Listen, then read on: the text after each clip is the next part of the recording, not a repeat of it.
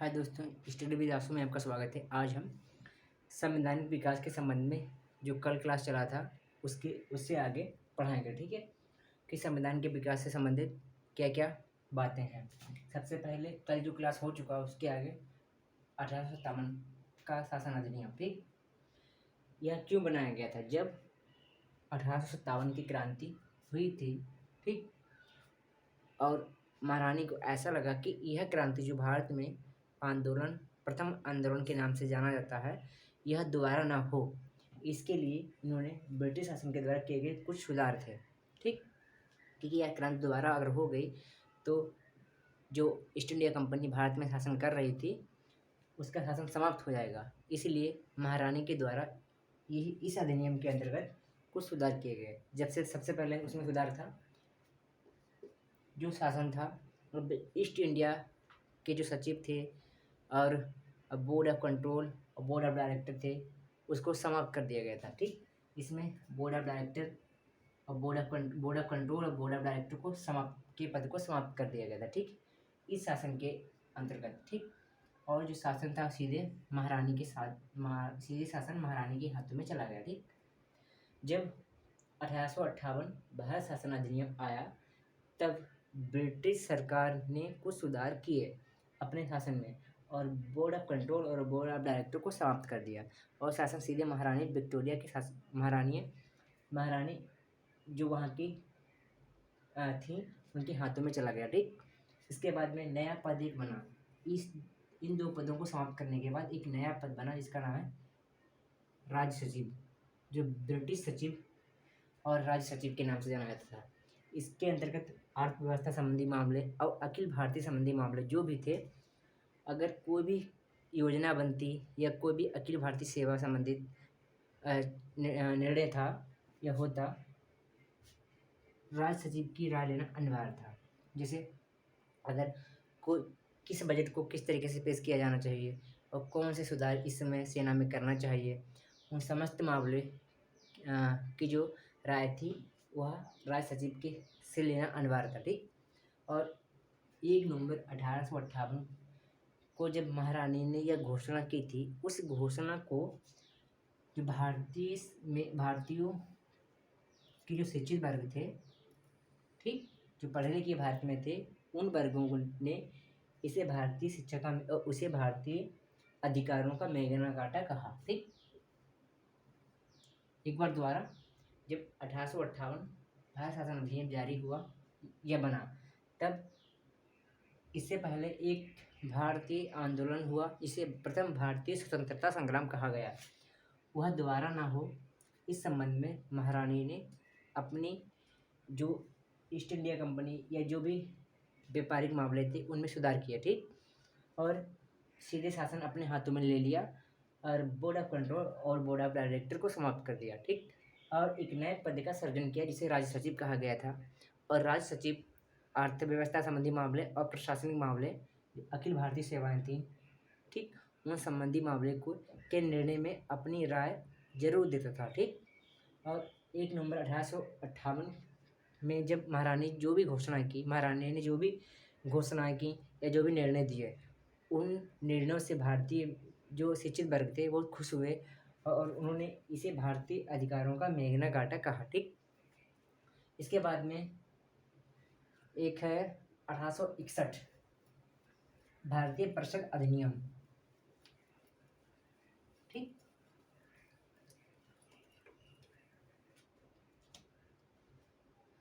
भारतीय परिषद अधिनियम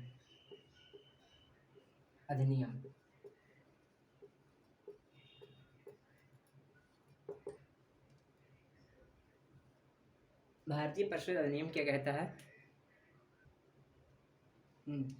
1861 भारतीय परिषद अधिनियम, इसमें क्या क्या हुई और कौन कौन सी घटनाएं हुई। ठीक, सबसे पहले इस अधिनियम के अंतर्गत गवर्नर जनरल जो था और गवर्नर जनरल की जो परिषद थी, ठीक, उसमें भारतीय प्रतिनिधि जो थे उनको विधि कार्यों में सहयोग करने का अधिकार प्रदान किया गया। ठीक, जब 1861 भारतीय परिषद अधिनियम बना, ठीक, उसमें जो गवर्नर जनरल की परिषद थी और उनमें जो उनके सदस्य थे उसमें भारतीयों के भी जो प्रतिनिधि थे उनको पहले विधि कार्यों में सहायता करने का अधिकार नहीं था। वह इस परिषद अधिनियम के अंतर्गत प्रदान किया गया। ठीक, क्वेश्चन पूछा जाता है कि किस परिषद अधिनियम के अंतर्गत भारतीय और जो प्रतिनिधि थे उनको गवर्नर जनरल की परिषद में विधि बनाने के लिए अधिकार प्रदान किए गए। ठीक, तो 1861 भारतीय परिषद अधिनियम के अंतर्गत भारतीय प्रतिनिधि थे और गवर्नर जनरल की प्रतिनिधि सभा में विधायी कार्यों के सहयोग करने में अधिकार प्रदान किया गया। ठीक, 1862 में 3 भारतीय परिषद के सदस्य चुने गए। ठीक, जब 1862 में इस भारतीय प्रतिनिधि थी उसमें 3 भारतीयों को इस परिषद में चुना गया। ठीक, सबसे पहले पटियाला के राजा थे नरेंद्र सिंह। ठीक, पटियाला के राजा नरेंद्र सिंह थे। ठीक, और बनारस के राजा थे देव नारायण। ये क्वेश्चन पूछा जाता है बहुत ज़्यादा। और दिनकर राव। ठीक, पूछा जाता है कि किन 3 भारतीयों को इस परिषद में सदस्य चुना गया। तो सबसे पहले थे नरेंद्र सिंह और दिनकर राव और देव नारायण। नरेंद्र सिंह का संबंध था पटियाला से और दिनकर राव का संबंध था और बनारस से, और देव नारायण का भी बनारस से संबंध था। ठीक, इन 3 भारतीयों को परिषद में सदस्य चुना गया। इसके बाद में जब लॉर्ड कैनिंग बने तो उन्होंने विभागीय प्रणाली की शुरुआत की। इन्होंने कहा कि हर विभाग को अलग से देखा जाए। ठीक, और विभागीय प्रणाली की शुरुआत करने वाले सबसे पहले लॉर्ड कैनिंग थे। ठीक, क्वेश्चन पूछा जाएगा कि विभागीय प्रणाली की शुरुआत करने वाला व्यक्ति कौन था। तो लॉर्ड कैनिंग। और किस परिषद अधिनियम के अंतर्गत शुरू हुआ तो 1861 के अंतर्गत विभागीय प्रणाली की शुरुआत हुई। ठीक, और जो बहुत इम्पॉर्टेंट यहाँ से क्वेश्चन पूछा जाता है कि किस परिषद अधिनियम के अंतर्गत अध्यादेश जारी करने की शक्ति प्रदान की गई। तो 1861 भारतीय परिषद अधिनियम के अंतर्गत गवर्नर जनरल को अध्यादेश जारी करने की शक्ति प्रदान की गई। ठीक, और एक और है, जब मद्रास और बम्बई को विधि बनाने की शक्ति छीन ली गई थी और इस अधिनियम के अंतर्गत मद्रास और बम्बई को विधि बनाने की शक्ति प्रदान की गई। ठीक, तो इसके मुख्य बिंदु हैं सबसे पहले जब भारतीय प्रतिनिधि थे उनको विधि कार्यों के संबंधित में अधिकार नहीं थे तो 1861 भारतीय परिषद अधिनियम में बना तो उसमें भारतीय प्रतिनिधि थे गवर्नर जनरल की परिषद में विधि कार्यों में सहयोग करने लगे। ठीक, और दूसरा है अध्यादेश जारी करने की शक्ति 1862 के अधिनियम 61 परिषद के अधिनियम गवर्नर जनरल को अध्यादेश जारी करने की शक्ति 1861 भारतीय परिषद अधिनियम के अंतर्गत ही प्रदान की गई। लेकिन 1862 में 3 भारतीयों को, एक पटियाला के राजा नरेंद्र सिंह और बनारस के राजा देव नारायण और दिनकर राव, 3 को इस परिषद में चुना गया। ठीक, और लॉर्ड कैनिंग के द्वारा विभागीय प्रणाली की शुरुआत की गई। ठीक, और बम्बई और मद्रास को विधि बनाने की शक्ति प्रदान की गई।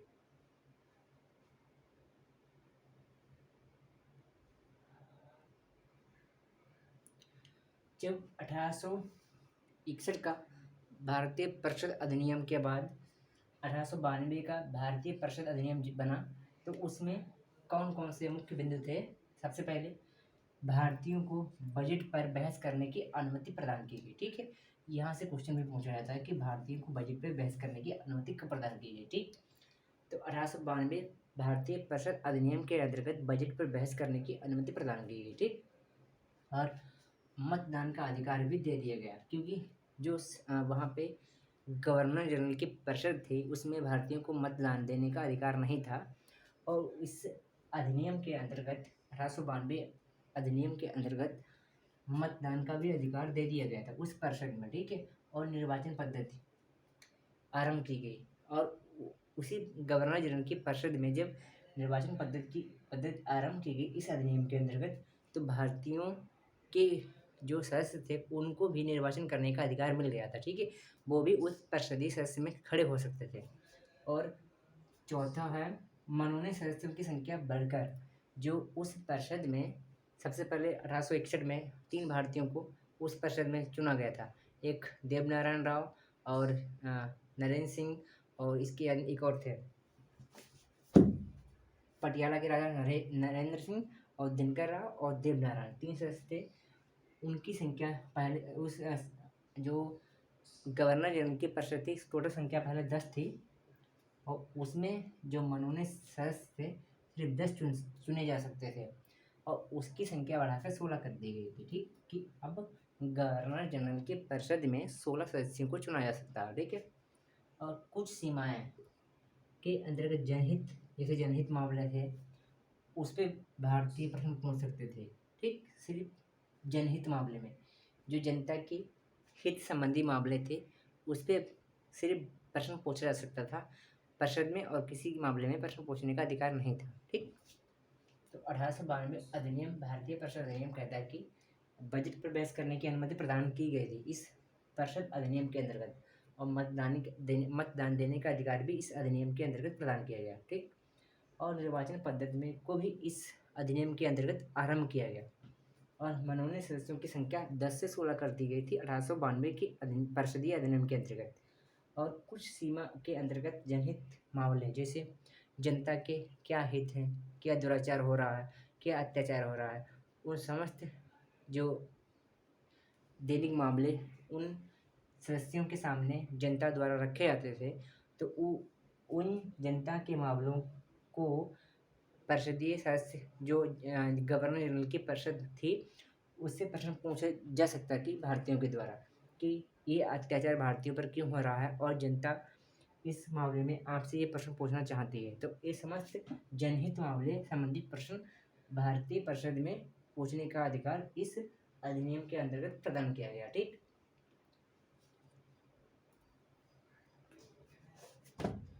अब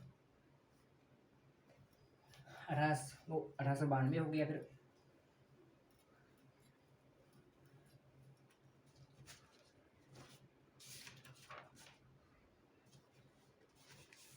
तो 19 भारतीय परिषद अधिनियम 1909, भारतीय परिषद अधिनियम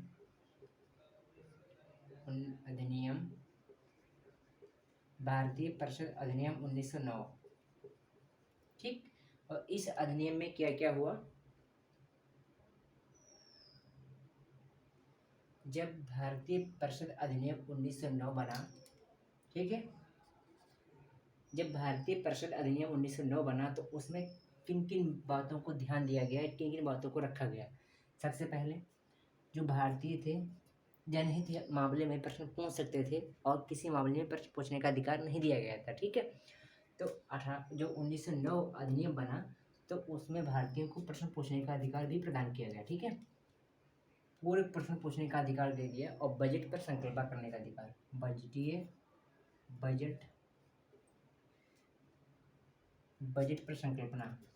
पर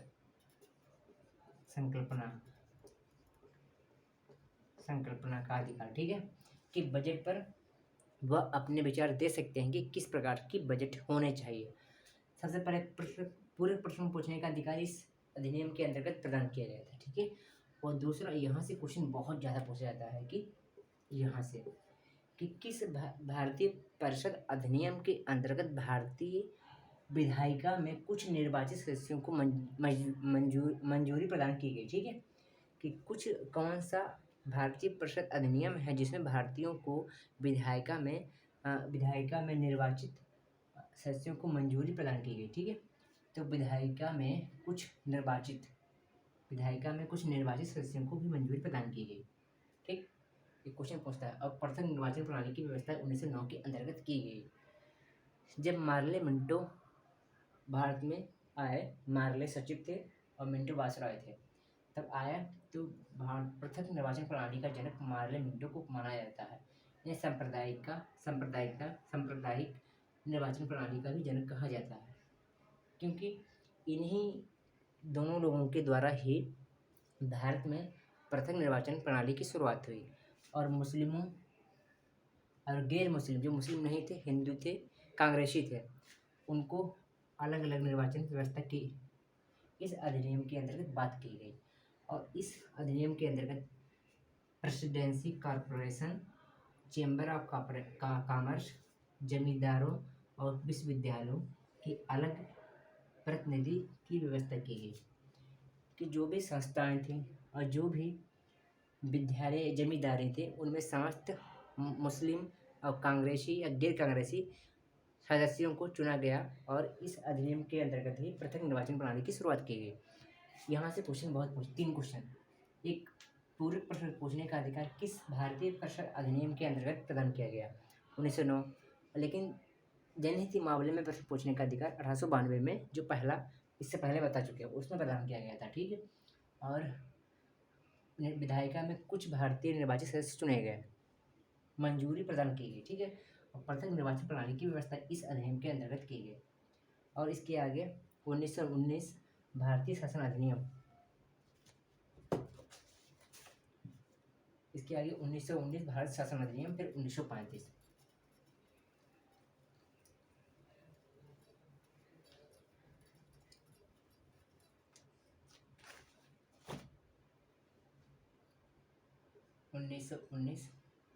भारतीय शासन अधिनियम, 1919 भारतीय शासन अधिनियम,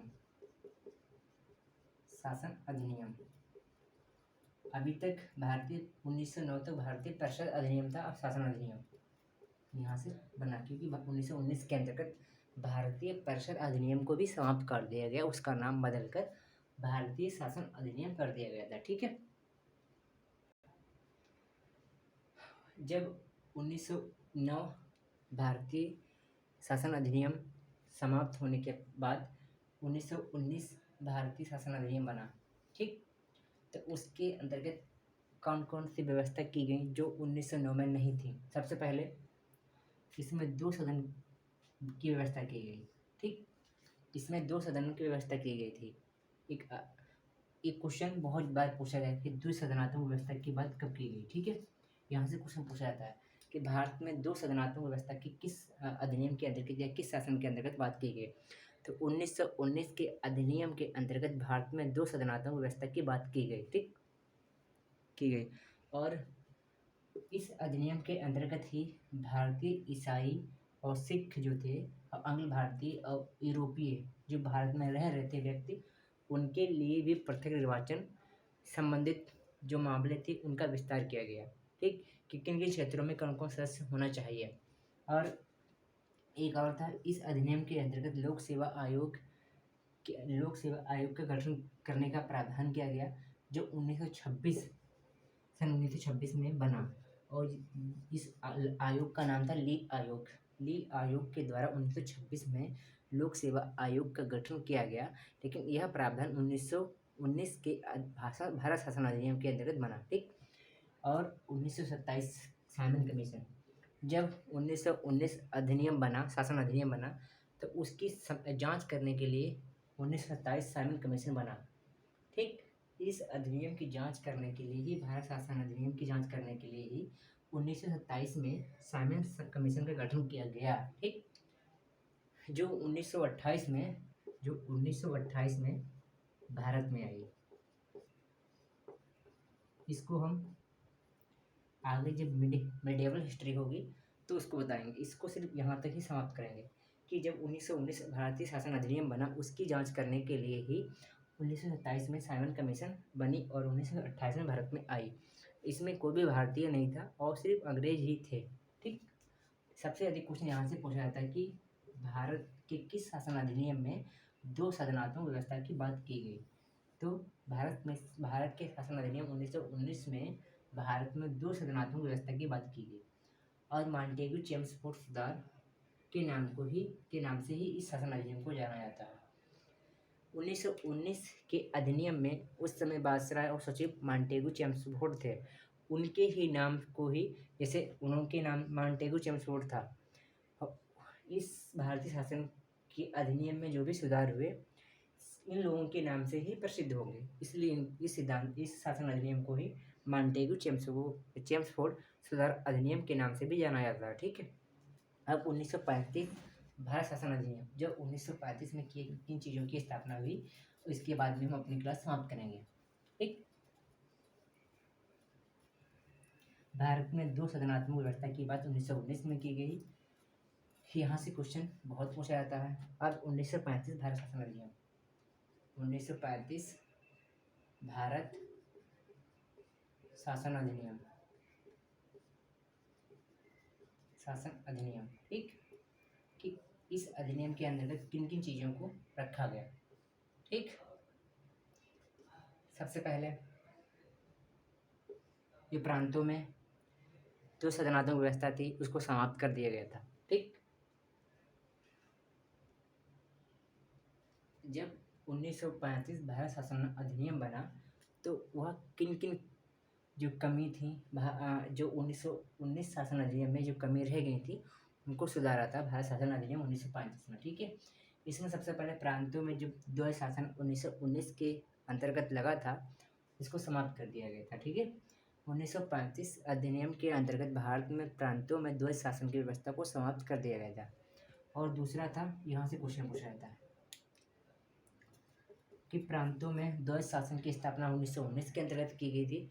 प्रांतों में द्वैध शासन की स्थापना 1919 के अंतर्गत की गई थी और 1935 के भारत शासन अधिनियम के अंतर्गत ही प्रांतों में द्वैध शासन की व्यवस्था समाप्त कर दी गई थी। ठीक, और आरबीआई की स्थापना भारतीय शासन अधिनियम 1935 के द्वारा ही भारत में आरबीआई की स्थापना 1 अप्रैल 1935 में की गई। ठीक, ये क्वेश्चन पूछ सकता है, यहाँ से भी क्वेश्चन पूछता है।